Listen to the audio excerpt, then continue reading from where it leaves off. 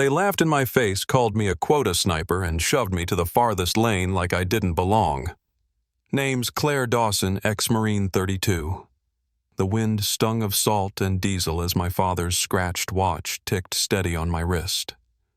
What happens when the target isn't the only thing under the scope? Would you have bet against me? Claire Dawson walked through the main gate of Dam Neck Naval Base with the Atlantic wind pressing at her back, the weight of suspicion heavier than the duffel in her hand.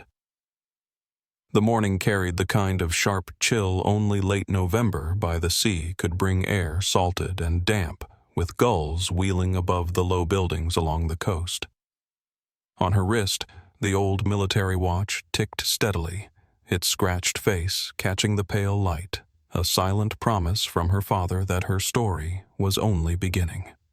She glanced at it once before pulling her jacket tighter and looking toward the cluster of barracks ahead. Her arrival had not been direct. An hour earlier, she had stopped in town at a modest diner with a big front window fogged by steam. Inside, the smell of bacon and coffee had wrapped her in something familiar. The older waitress, hair pinned neatly and eyes kind, had poured her a cup before asking about travel. Claire listened to talk of the local Thanksgiving parade and smiled when the woman mentioned her grandchildren marching with the school band. When it came time to pay, Claire tipped generously, sliding a few bills beneath the saucer, a gesture noticed but unspoken. She left the diner with the warmth of coffee in her chest, nodding to a family decorating their porch with paper turkeys. Now, as she stepped deeper into the base, the atmosphere changed. Trucks rumbled, the smell of diesel and wet asphalt rose, and soldiers moved with brisk intent. At the briefing hall, Colonel Randall Pierce stood like a post carved from stone. His voice cut through the murmurs as she entered. With a faint smirk, he introduced her as a quota sniper, a phrase dropped like a pebble into a pond. Laughter rippled through the room, some sharp, some uneasy. Claire did not flinch. She found a seat near the edge, set her duffel down, and folded her hands in her lap. Chief Alan Mercer, older, steady-eyed, watched quietly. His attention lingered not on the words, but on the way Claire checked the weapon assigned to her. Each movement, measured precise, reminded him of drills long past. Something unsettled him, though he said nothing. Meanwhile, outside the hall, Hank Miller carried boxes of supplies toward storage. A retired veteran volunteering for the holidays, his back was stooped, but his eyes alert. He stopped briefly as Claire passed, noting the even rhythm of her stride, the respectful nod she gave a guard, the way she brushed leaves from her jacket. There was a shadow of recognition, a thread tying the present to a memory he could not yet place. The briefing pressed on. Pierce, intent on drawing lines, declared assignments with the weight of authority. When Claire's name was called, he chose the most distant and exposed firing lane, a posting announced with a thin smile that left no doubt of his intent. The room's quiet hum turned heavier judgment, hanging as tangible as the coastal mist. As Claire shoulders the rifle, Mercer's eyes narrow.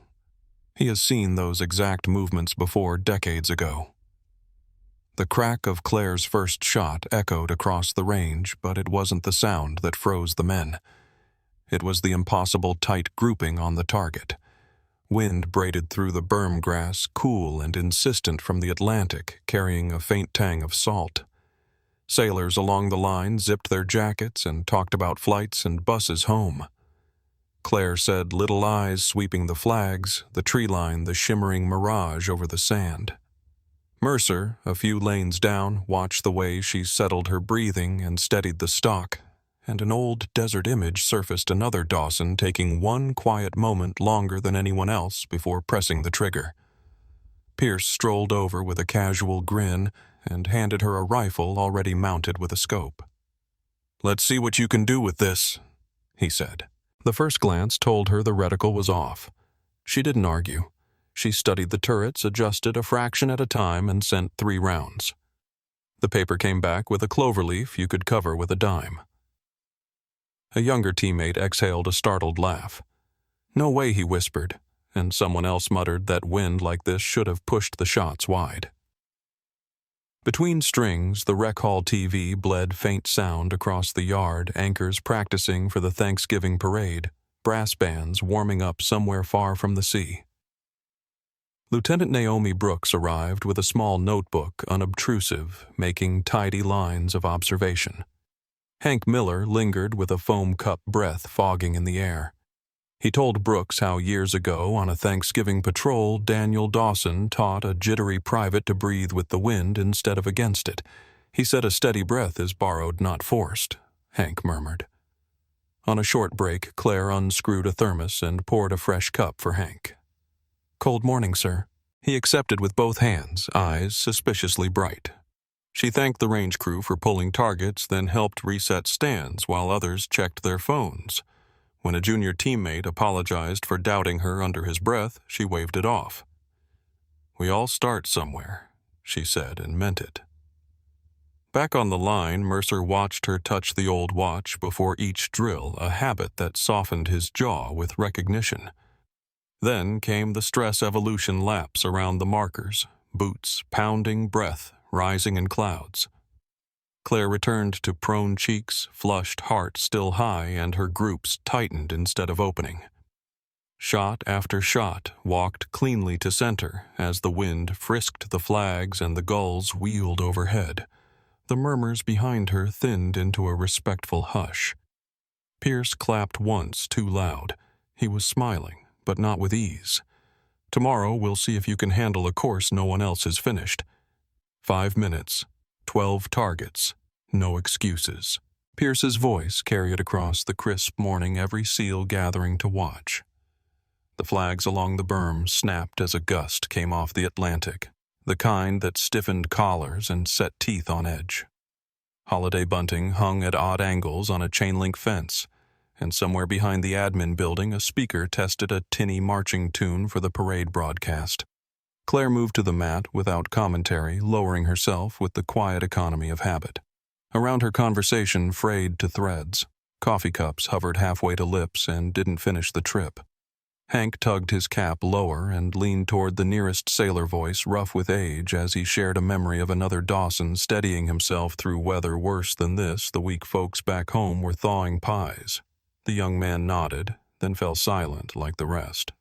Pierce laid out the rules in a tone meant to sound casual, 12 movers at staggered ranges, 5 minutes, no do-overs. "Nobody's beaten 8, someone whispered. Claire checked the wind the old-fashioned way, moistening a fingertip feeling for bite high and low, then let her hand fall to the watch that had ticked her through every mile of this road. "Dad guide me," she breathed so soft only Hank heard. The first target presented from left to right. Her rifle spoke once and the metal clanged a clean hit. She cycled smoothly, already shifting to the next lane. 2, 3, her rhythm settled into the metronome inside her chest. Inhale, hold, press, follow through. The gulls wheeled and cried overhead as if startled into witness. A junior operator's jaw sagged. Another reached for his cup, forgot why, and set it down untouched. Wind bullied the grass into ripples.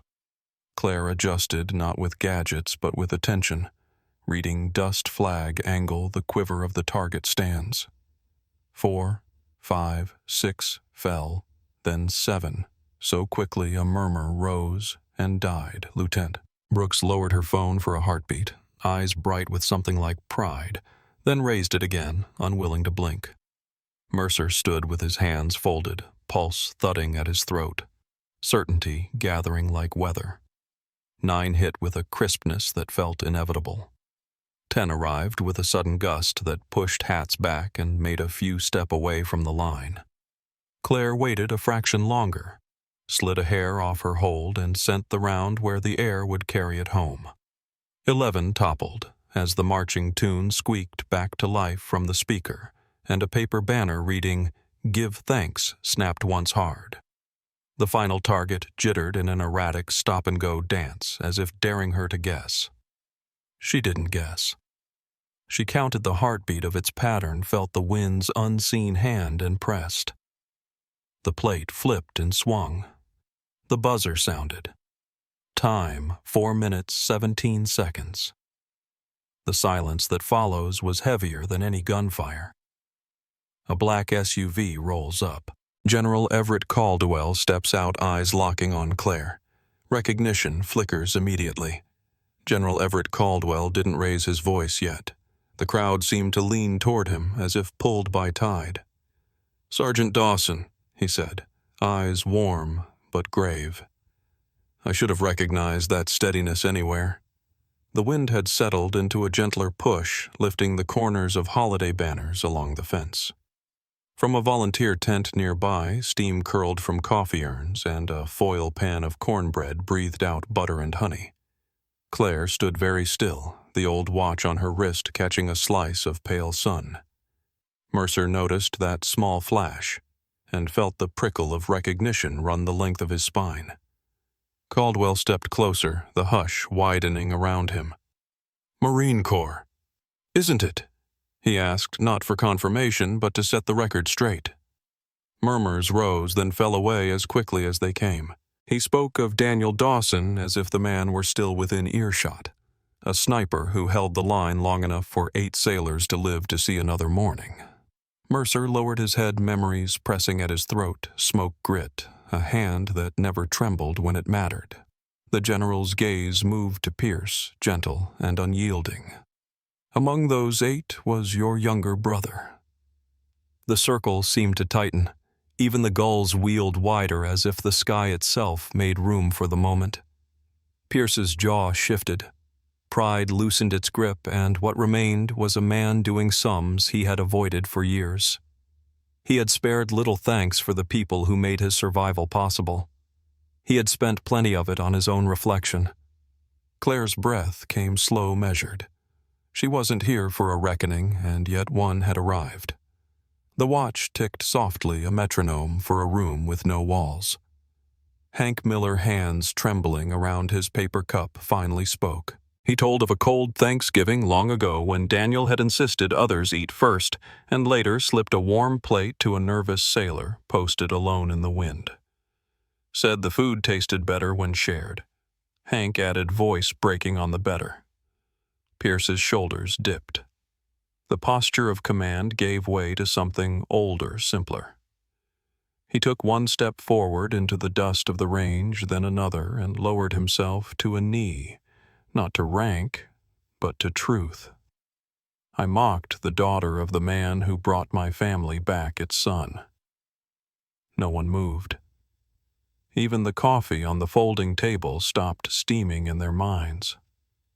Mercer blinked away the sting, and for a breath could almost see Daniel where Claire stood. Same patience, same quiet care for the room. Caldwell inclined his head, acknowledging both the confession and the weight it lifted from the air. Somewhere behind the admin building, a sound check popped on the parade broadcast, a trumpet testing a note off-key and earnest. A volunteer eased up beside Hank with a fresh cup and a napkin, the smallest liturgy of the holiday. Someone righted a banner that had flipped in the breeze. Its printed leaves glowed a warmer orange under the noon light. Pierce kept his eyes down, palms open, waiting not for absolution, but for instruction on how to live differently than he had yesterday. Claire steps closer, the watch ticking between them. My father believed forgiveness lasts longer than any record, she says. Pierce looks up, stunned by mercy he has not earned. By noon, the mess hall smelled like nutmeg and roasted turkey, and the clatter of trays was mixed with the low hum of conversations that had softened since the morning's revelation. Hank's voice, worn smooth by years, carried just enough to reach Claire as she crossed the room, the line Daniel favored. The hardest skill isn't the shot, it's knowing when to lower the rifle. The words hovered like steam over the coffee urns. Claire paused at the service line, took a ceramic mug, filled it, and added a slice of pecan pie to a small plate. No ceremony. She walked to Pierce's table and set both down. Food helps a hard conversation, she said not unkindly. Warm light pooled on stainless steel lids. Cornucopia centerpieces leaned beside paper turkeys. A TV in the corner ran parade rehearsal, brass bright commentary gentle. Pierce stared at the coffee, then at her, When he stood, the scrape of his chair was the loudest thing in the room. "I owe you an apology," he said, plain unadorned. "To you and to the team. I've been confusing toughness with contempt." Conversations nearby thinned to a respectful hush. Chief Mercer, never far, filled the silence with a steadier music. He spoke of Daniel Dawson's calm under pressure, then of small things that never make citations, remembering birthdays, asking after parents, slipping a card into a recruit's locker before a hard week. Faces around the tables eased. A volunteer quietly tucked an extra roll into a cadet's napkin. Lieutenant Naomi Brooks, pen poised, asked permission to draft a short case note for the training pipeline performance, only evaluation 0 tolerance for hazing mentorship across difference. Pierce nodded, grateful for structure. Claire thanked the junior teammate she'd encouraged on the range, inviting him and anyone else who wanted to a wind-reading workshop after the holiday. Refillable mugs clicked softly as volunteers made the rounds. The room breathed again. A playlist of older standards threaded through the talk, the kind older relatives hum without thinking. Claire and Pierce sat. They spoke briefly about expectations, about how respect is a habit, not a headline. Then Pierce rose, voice clearer, and carrying to the back wall, SEAL Team 3 would be honored if Sergeant Dawson would serve as our lead sniper. A beat held. Then the doors eased open and Caldwell, framed by the hallway's cooler light, added without fanfare, and as a part-time instructor for the advanced marksmanship cadre. Applause did not burst so much as gather palms over tables. A few whoops stifled by smiles. Claire looked from Pierce to Mercer to Brooks, then down at the familiar face of the old watch glass worn, ticking in its faithful way. Claire glances at the watch, and then the room faces stories, lives stitched by grace. "If I accept," she says, "we do it differently from now on." The room waits for the terms. Evening settled gently over Virginia Beach, the mess hall windows reflecting strings of amber lights as plates of turkey stuffing and cranberry sauce moved down the long tables like small boats on a calm river. On the bulletin board by the door, someone had tacked up a small framed photo, Daniel Dawson in uniform, half smiling, one hand steady on a young sailor's shoulder. Beneath it, in a script that looked older than most of the faces in the room, the words read, "Give thanks, then pass it on." Claire's eyes caught the note, the edges of memory tugging softly as she walked in. General Caldwell stood near the podium, his presence quiet but commanding. He waited until the last of the trays settled and the clink of cutlery dimmed.